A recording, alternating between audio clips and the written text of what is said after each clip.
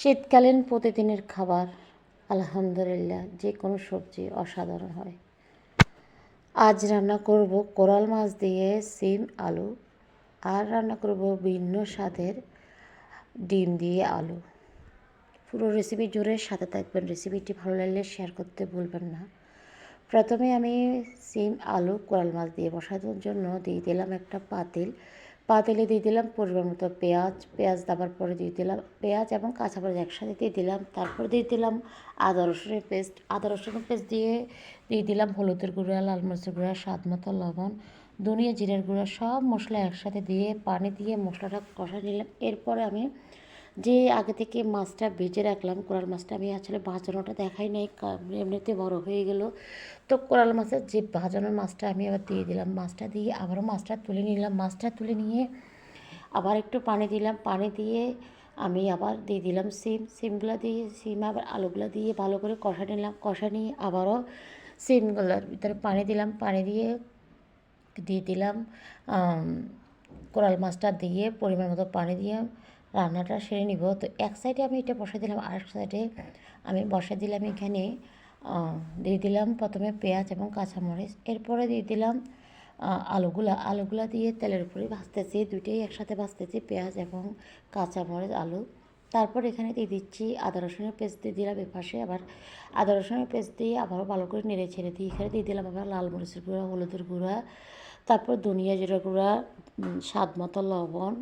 আমি বেশিরভাগ লবণ দিতে ভুলে যাই বা অনেক সময় কম হয়ে যায়, একটা সমস্যা, আমার কমার সমস্যা এটা সবসময় থাকে। তারপরে কিছু করার নাই, পরে আবার চেটে দেখি আর কি। তারপর সবসময় এটা চেটে দেখাটা উচিত নামানোর আগে। তারপর আমি এখানে সব মশলা দিয়ে এখন আমি ভালো করে নেড়ে চেড়ে মানে মশলাটা আলুর সাথে ভালো করে নেড়ে চেড়ে দিয়ে দিলাম আমি পানি দিয়ে এখন আমি একটু টমেটো দিয়ে দিব, মানে একটু বলক আসার পরে টমেটো দিয়ে দিলাম। টমেটো দেওয়ার পরে ভালো করে আমি নেড়ে চেড়ে দিব, আবারও ঢাকনা দিয়ে দিব। ঢাকনা দিয়ে কিছুক্ষণ রান্না করব। তো আসলে এইভাবে করি আমি আজকে প্রথম রান্না করলে এটাও অনেকটা মজা লাগছে আমার আজকে রান্না করার পরে। তারপর ওই পানিটা শুকানোর পরে ক্যামেরা অন করি নেই, আর এখানে আবারও পানি দিয়ে দিলাম।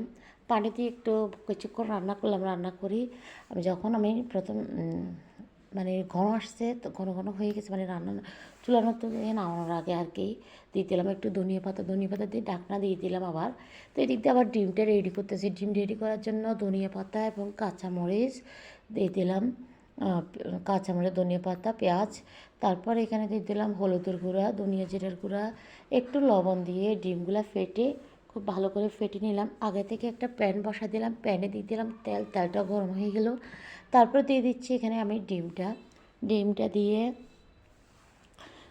দিয়ে আমি এখন মানে এটা বড় সাইজের ডিম অনেক সময় না উল্টাতে একটু সমস্যা হয়ে যায়, তারপর একটু সাবধানতার ভিতরে দিয়ে উল্টাতে হবে। তো আমি তারপরে তলাতে লাগতেছি কিনে মানে আলতো হাতে নেড়ে দিচ্ছি ঘুরে। তারপর মাঝখান দিয়ে একটু কেটে দিলাম।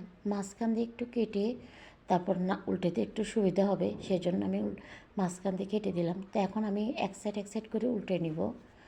তো এক সাইড করে উল্টে নিয়ে দেখতেই পাচ্ছেন আমি এক সাইড উল্টে গেছি, মানে এক সাইড হয়েছে কি এটা ভালো করে দেখতেছি।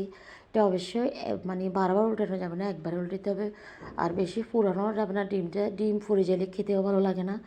তারপর আমি ছোটো ছোটো পিস করে নিলাম। অনেক সময় দেখা যায় ডিম যদি 3টা হয় কিংবা 4টা হয়, অনেক সময় মানুষ যদি 6জন হয়, তো সেক্ষেত্রে অনেক সময় সমস্যা হয়ে যায় ডিম খেতে।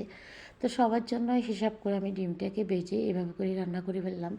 তো ডিমটাও দিয়ে দিলাম। দেখতে পাচ্ছেন অনেকটা সুন্দর লাগতেছে এবং খেতেও অনেক মজা হয়েছে। এভাবে করে আপনারাও বাসায় একবার ট্রাই করে দেখতে পারেন। আর অনেক সময় যখন তাড়াহুড়ো থাকবে, একদম কিছু করতে ইচ্ছা করতেছে না, এভাবে করে রান্না করে পারেন। যারা বেচালা তাদের জন্য তো আরও অসাধারণ হবে। সবাই এভাবে করে একবার ট্রাই করবেন। ভিডিওটি কেমন হচ্ছে অবশ্যই কমেন্ট করে জানাবেন। আমাকে একটু সাপোর্ট করবেন, ভালোবাসা দিবেন। আজকাল নিয়মিত ভিডিও দিতে পারতেছি না, কারণ এক দিন এক একটা সমস্যা লেগে থাকে, কিছু করার নাই। তারপরেও ভিডিও আপলোড করি, আপনাদের ভালোবাসা আছে বলি। সবাই আমার ভিডিওগুলো দেখবেন, আমাকে একটু সাপোর্ট করবেন, ভালোবাসা দিবেন। তো এখানে দেখতে পাচ্ছেন এখানে ধনিয়া পাতা দিয়ে দিলাম। মাছটা হয়ে গেছে, একটু ধনিয়া পাতা দিয়ে নামাই ফেললাম। এখানে এটা হচ্ছে কচু। আজকের মতো বিদায় নিলাম। আল্লাহ হাফিজ, আসসালামু আলাইকুম।